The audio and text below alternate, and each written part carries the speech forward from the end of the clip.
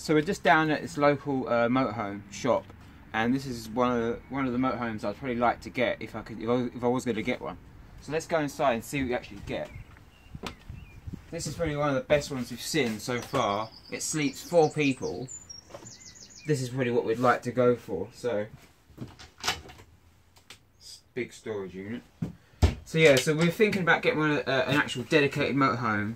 I want to use it for my photography, but it's such a big expense that I might just get a van and convert my own van to see if I actually like that experience first before I invest in an actual motorhome.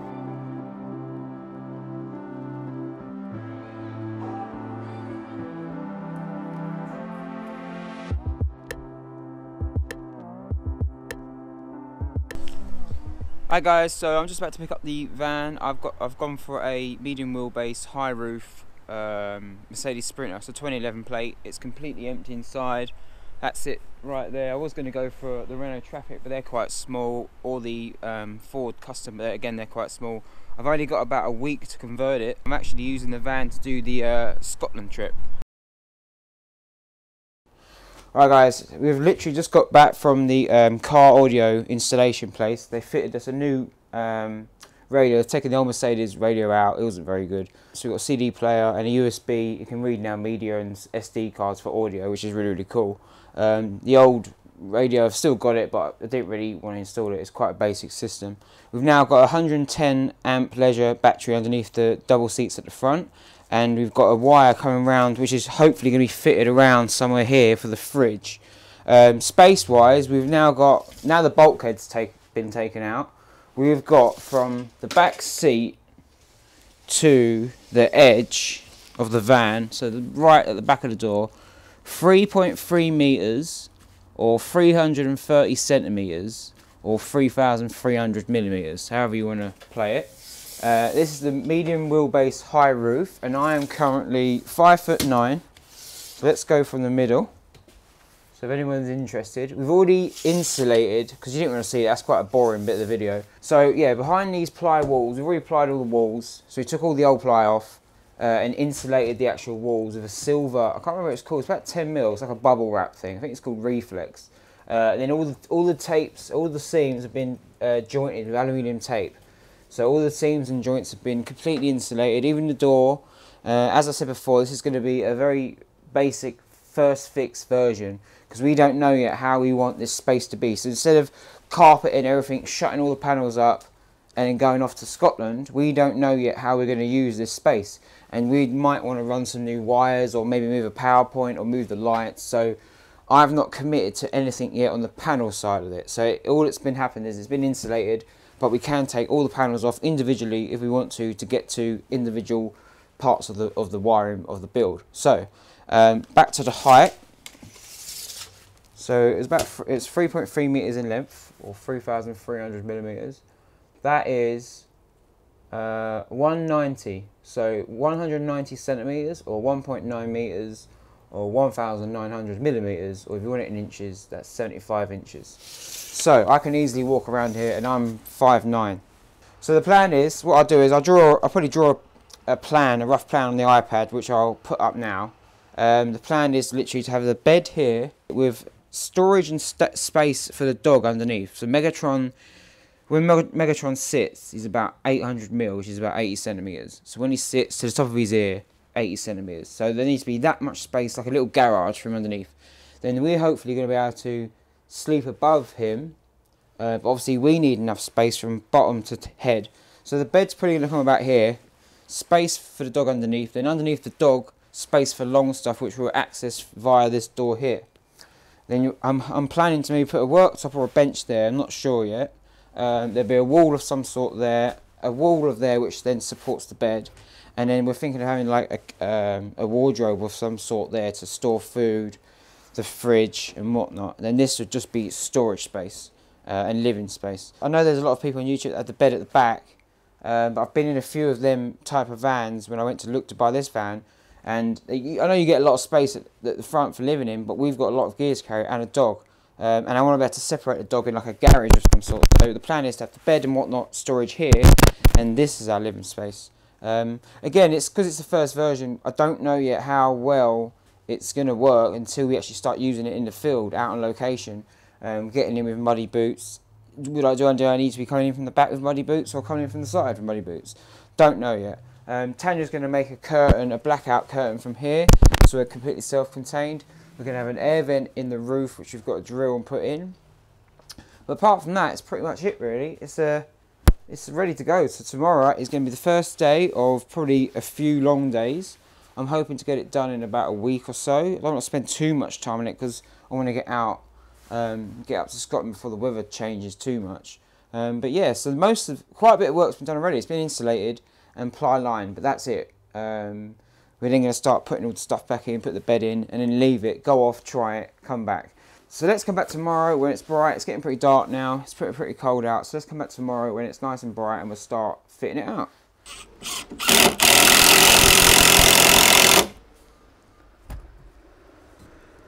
Alright, so what I've done, a couple of studs just chopped in there right now. It's just 3x2 tunnelized.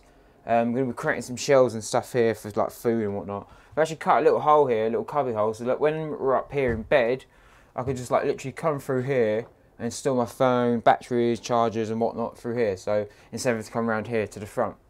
So that's going in pretty solid now. It's pretty solid. It's been wedged. I made it a couple of mil bigger actually, just to really push this strut up into the void in the roof. So it's really solid right now. And this actual stud right now is the bearing on one of the struts that's going across the actual van itself.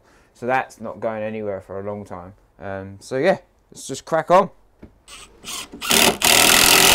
Right, so I've been in and out of the van about 5 times with this bit of wood. Hopefully this is the last time. I've kind of offered it up. It's that way again. So hopefully it should slide in with not too many issues. I've cut a few cutouts at the bottom for the fridge. And we're going to get that in there like that. There you go. And then it should slide behind there. That's it. Nice. Cool. Just got to screw that up to the struts. Put a couple of noggins in, and then that's the second wall done. Measure twice, cut once, or in my case, measure 15,000 times, cut 25,000 times. There's so many angles going on in this van, it's unreal.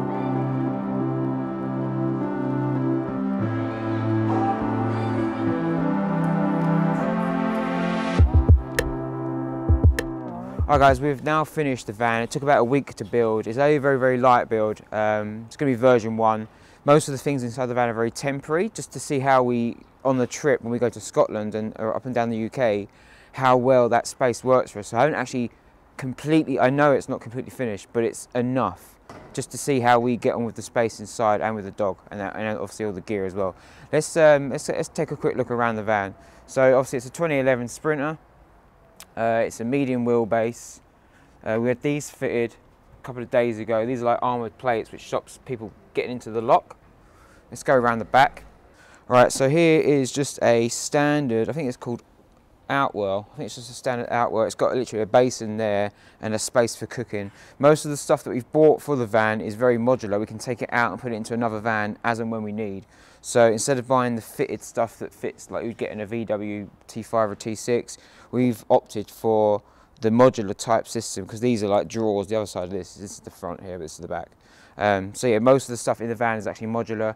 We can take the fridge out. We bought a Engel, I think it's an MT450, so we can take it out and put it into another van as and when we want. So let's jump in the van right now. Alright guys, we are now inside the van. As I said before, it's a medium wheelbase Sprinter, which is backwards, because on a Ford, a medium wheelbase Ford Transit is a short wheelbase Sprinter. A medium wheelbase Sprinter is a long wheelbase Ford Transit. It's very confusing. So it's actually quite big. So back here we get just over 3 meters of space. We've built this kind of cubby unit thing here. This is just a drawer that lifts up and down. Underneath there is going to be the Goal Zero. So I've bought a Goal Zero 1250. So it's just going to fit literally just there. It's got a strap down there, so it can be bolted down to there. Here we have the pull-out Engel fridge, which is hardwired into a leisure battery up the front, which we'll show you in a minute. My dog Megatron is going to live inside here. So I measured the dog when he's set up. He's about 800 mil, 80 centimeters to the top of the ear. So literally, this is about 850 to 900 mil to the top of here. So this is literally just a place to put the dog whenever we go out shopping, or we, we're nipping out. We want to protect the dog and keep the dog secure, or even if we're just building a tent. So that just latches back there. This is all just it's a 1/2 inch, 3/4 inch ply here. So I mean, these walls are solid. Up here we've got coat hooks and whatnot. We've installed one LED bar light, which is going to be wired down into the Goal Zero just via a plug.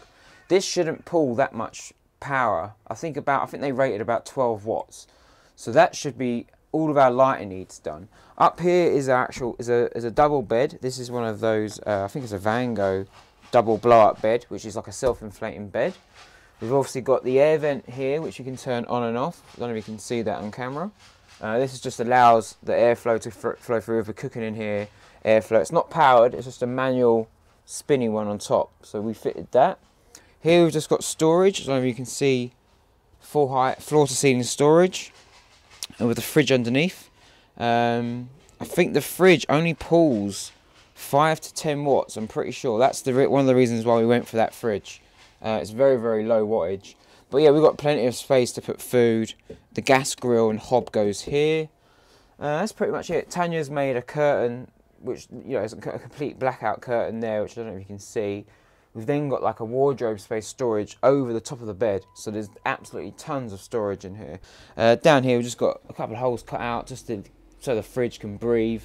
Let's now jump outside around the side door, and I'll show you what kind of storage we've got for all the camera gear. So we're just going to jump in the side of the van right now. Big massive door, typical Sprinter. So for storage, the dog, once the dog's in, still has 800 mil here, which is 80 centimeters from top to bottom. So the dog should be comfortable, tons of space for the dog. If you lift that up there, that's where my solar panel got 200 watts, so 2 100 watts bolted together in a suitcase style solar panels, which should slide in there. This is just a bit of, I think it's like a galvanized rebar. It's kind of like a rebar with L brackets and a bit of foam, just to stop it from vibrating. So that slips there.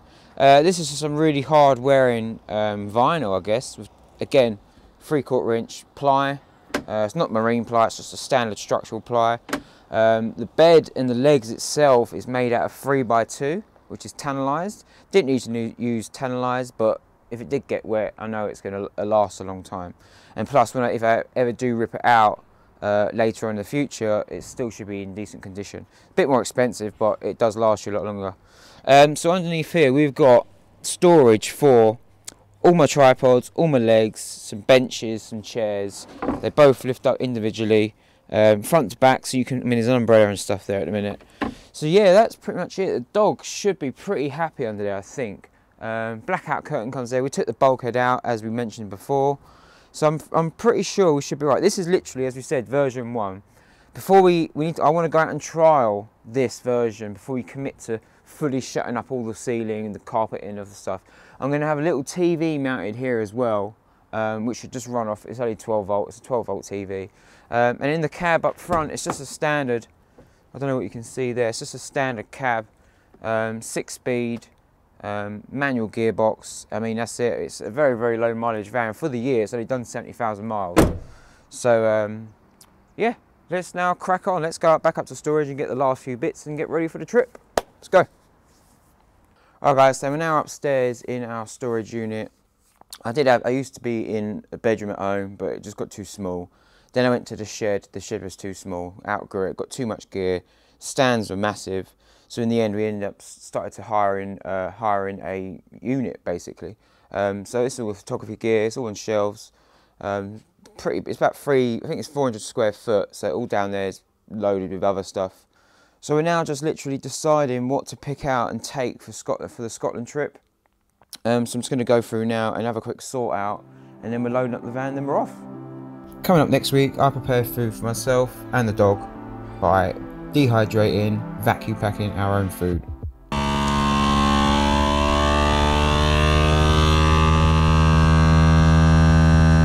I then drive 600 miles north to F Ford's Photographic Limited to check out some new lenses for the Panasonic GH5. Me and Megatron then attempt to climb Ben Nevis. So I'm just waiting for the rain to clear, then we're going to start our ascent up to Ben Nevis. Dog's really ready to go, look. Locked onto someone. But yeah, so I'll flip you guys around, you can see. All I've got to do now is wait. I don't really want to climb it in the rain, if I can help it, but I might just have to. So the Megatron's fully loaded, it's got 2.2k, all his food for the day, some water. Really excited, let's go. He's right up in the camera. That's mad. He's like an inch, 2 inches away from me. I've got a 15mm lens on. That's Ben Nevis there, I'll be attacking that in the morning. So there's a trail here at the minute. It goes up and around, up to the summit. Or you can go that way around, which isn't as intense. But that's what we'll be doing in the morning. The wind's really died down. I'm in it out like a little alcove at the minute. But I'm going to push on, try and find camp before it starts to rain. Megatron wants to get in. I'm not quite ready yet, and eat. Sit down. You're tired, aren't you? Why is it when you're packing up your tent, it never goes in the same way ever? It's so tight. And I've dried it as well, so I can't say it's wet.